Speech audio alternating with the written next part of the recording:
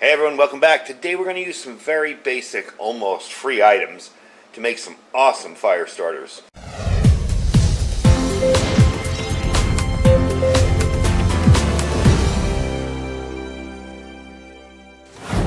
Alright everybody, welcome back. Now I've told you a bunch of times, survival doesn't need to cost a fortune. You can do it very, very inexpensively, and you can make it fun. This could be a fun project you and the family could do. Make yourself some fire starters on a rainy afternoon somewhere.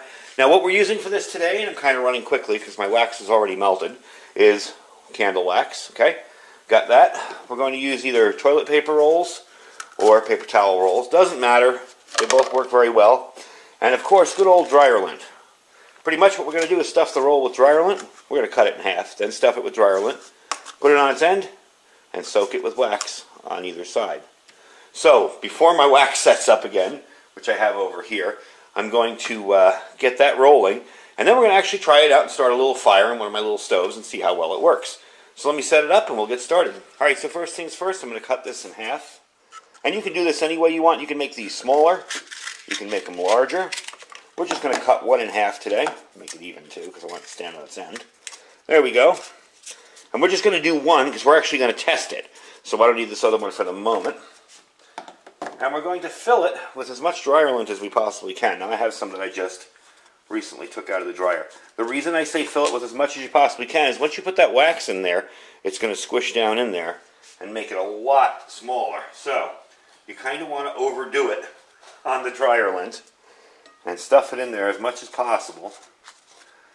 You can tell I have cats because there's a lot of cat hair in this dryer lint. But it's okay. It won't be a problem. There we go. Alright, that's pretty well stuffed in there. Once you get it to where you feel comfortable with it, you're going to take your wax, and please, when you're melting wax, please be careful. Wax is very flammable, obviously, and you want to make sure that you're not putting it over an open flame where it's just going to catch fire. I did mine in a double boiler. I just used a little hot water and stuck this pan in there with wax. So, I'll put that as flat as I can. We'll do it this way then. There we go. And just pour the wax into it.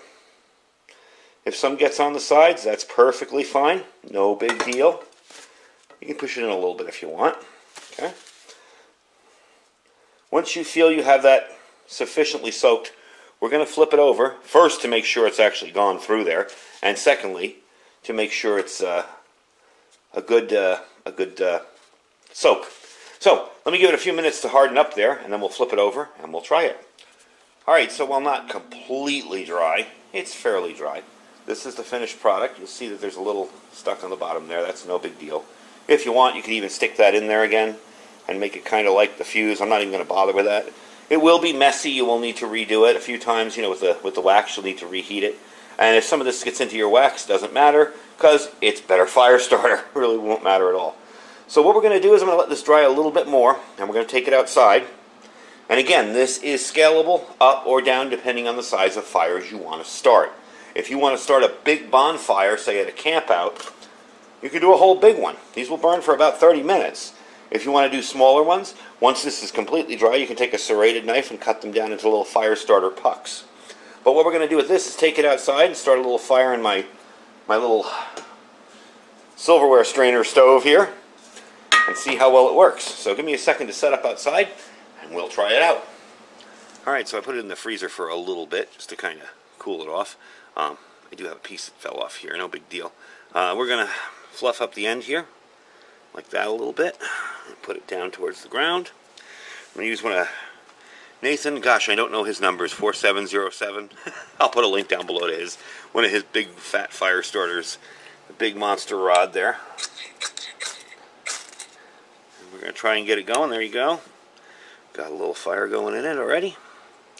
So I'm just going to place this in here like that on its end. And we'll throw the extra in too. And there you go. I don't know if you can see it in there, but it's burning right along. So you got that going, and I will build a little bunch of sticks over the top of it. And you see how easily that lit. That's really simple. Easy to make fire starter, doesn't cost a fortune. You know, I know I show you a lot of good fire starters on here, but I also understand that sometimes some people can't afford stuff like that's kind of frivolous like that, and you could just do a cotton ball or whatever. But this is a very effective fire starter that will start either large or small fires depending on your needs. And as you can tell, I've really dropped a lot of sticks in there, and there is no snuffing that out. It is still going right along. I'll give you a look inside there. So it is going right along fine, having no problem starting that fire up. And if you're interested in how I built this, I built it with a another kit too that I have all set up. It's kind of a cook kit. I will link the video at the end of the video. You know those little square boxes that pop up at the end? I'll put them in there, the end of the video thing there. You can see I can just throw a whole handful of sticks in there, and that's not going out. That's going to burn really, really well. And even if the wood goes out, that fire starter in the center of it is really going to burn. So, now they say a full fire starter will burn about 20 minutes. I would believe that because it's a pretty big fire starter. And it's just a fun little project to make. And like I said before, you know, survival projects don't have to be, you know, loading mags and stocking food and all that. You can make it fun. You can make it entertainment for the family. Making up a bunch of these for your next camping trip. A good way to practice skills as well as have a really fun time putting together your survival gear. That is a really hot fire. I mean, it's hot out here today, but that is a really hot fire. It's going very, very well. So I'm going to let this burn out, and we'll give you my final thoughts on the whole thing when we're all done, and I'll see you in a few. So there you go. Really simple, easy to use fire starters. I just cleaned this up. There's no waxy buildup on the bottom. It is still a little wet because I sprayed it off with my garden hose. But there's no waxy buildup at the bottom. They seem to burn completely through. I would say we had about 15 minutes out there of fire, and when I put the fire out, first I dumped it on the ground to make sure the fire starter was still going. It was still going strong. So the wood had long burned out before the fire starter had. And that's very dry old wood, so it would burn very quickly. Anyway, folks, that's a simple, easy to do project. Again, survival doesn't need to cost a fortune. You can do this really simply with some stuff you have at home, almost for free. And you can make these up as a fun activity, something fun to do. You can even do them at a campsite if you're heating up the wax and you're worried about doing it at home. You can do it outside. Just a fun, easy, simple activity, and it can save you a ton of money instead of buying fire starters. I love fire starters. You know, I love different types, but this is something that's totally free almost. You know, you're using up your toilet paper, you're going to have the roll left over anyway. All dryers have dryer lint, you know. I'm sure if you don't have a dryer at home, you could probably go to your local laundromat and ask them for some. They'd probably have no problem giving it to you. So anyway, that's a simple way to do it. Really easy. You saw how well it worked, how quickly it lit everything up. Just an easy project for you to take on and pack up before you go, or maybe keep a few in your go bag in a Ziploc bag. You know, you can cut them down smaller so you can save a little more room. And a simple project. Anyway, folks, I thank you for watching. I hope you enjoyed the video. I will put a link down below to Nathan and his fire starters. Check him out. Don't forget to check out our Amazon store as well. As a matter of fact, I'll probably put a link to that in the Amazon store. That way he still, you know, is getting credit for it, but it's his store. Don't forget to check out our store. Everything that I review, I usually put in the store, unless it's something I can't, or a homemade type project that I can't. And don't forget to check out our Thrive Life link as well.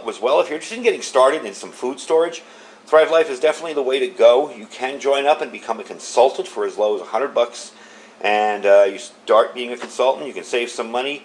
You can even become a distributor if you want and sell it to other people, or you can just use it for your own good. You know, you get a lot of perks and good deals being a consultant. So it's actually a cool thing. Anyway, folks, I thank you for watching. Don't forget to check out our preparewithiridium.com link down below. That is our For Patriots, Food for Patriots link. Stay safe and stay prepared.